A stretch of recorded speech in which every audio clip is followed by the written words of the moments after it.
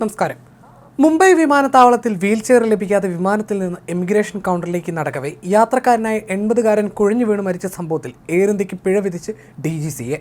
Air India 30 ലക്ഷം രൂപ പിഴ കൊടുക്കണം.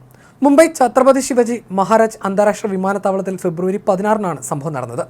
അതിവേഗത്തിൽ DGCA നടപടി സ്വീകരിക്കുകയായിരുന്നു. 7 ദിവസത്തിനകം മറുപടി നൽകണമെന്നാവശ്യപ്പെട്ട് എയർ ഇന്ത്യക്ക് കാരണം കാണിക്കൽ നോട്ടീസ് നൽകിയിരുന്നു.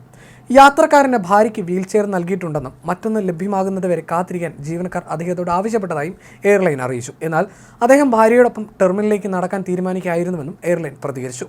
എന്നാൽ എയർ ഇന്ത്യക്ക് പിഴവ് സംഭവിച്ചെന്ന് വിലയിരുത്തിയ DGCA 30 ലക്ഷം രൂപ പിഴ ചുമത്തുകയായിരുന്നു. ന്യൂയോർക്കിൽ നിന്നും മുംബൈയിലെത്തിയ യാത്രക്കാരനാണ് മരിച്ചത്. വിമാന കമ്പനിയോട് വീൽചെയർ ആവശ്യപ്പെട്ടിരുന്നെങ്കിലും ലഭിച്ചില്ല.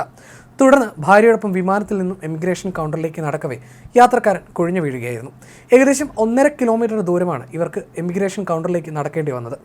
ഇന്ത്യൻ വംശജനായ അമേരിക്കൻ പൗരനായ 80-കാരനാണ് മരിച്ചത്. ഞായറാഴ്ച ന്യൂയോർക്കിൽ നിന്ന് പുറപ്പെട്ട എയർ ഇന്ത്യയുടെ ന്യൂറ്റിപെനാർ വിമാനത്തിലാണ് ഇവർ എത്തിയത്. 32 പേരാണ് വിമാനത്തിൽ വീൽചെയർ ആവശ്യപ്പെട്ടിരുന്നതെന്നും 15 വീൽചെയറാണ് ലഭ്യമായിരുന്നതെന്നുമാണ് എയർ ഇന്ത്യ സംഭവത്തെക്കുറിച്ച് പ്രതികരിച്ചത്.